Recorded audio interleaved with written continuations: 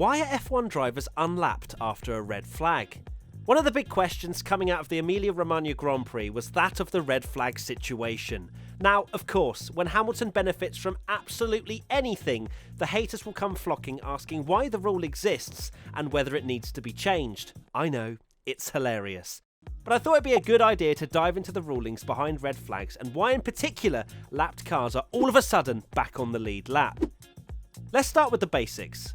A red flag is shown whenever a session has to be stopped. The reasons needing to stop a session can be due to terrible weather conditions, or an obstruction on the track, or an enormous crash meaning debris is everywhere and the structural integrity of the safety barriers also need to be checked and possibly repaired.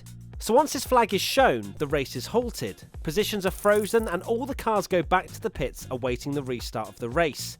There isn't much of a difference between a red flag and a safety car, apart from the fact the race obviously literally stops.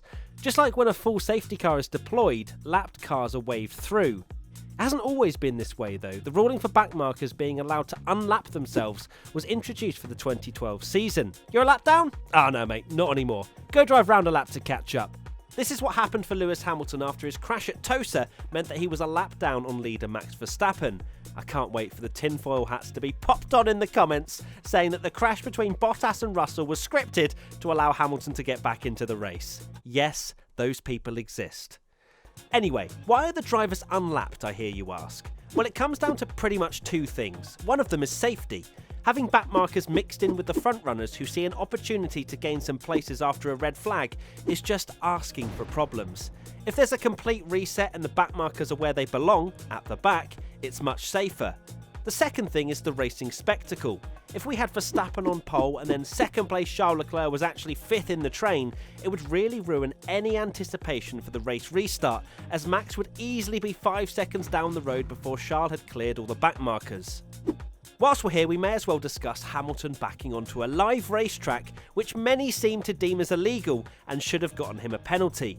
Whilst, yes, it's not ideal reversing onto a racetrack, yellow flags were being flown at the time and he rejoined on the outside of the racetrack, not the racing line like I've seen some people claiming on Twitter.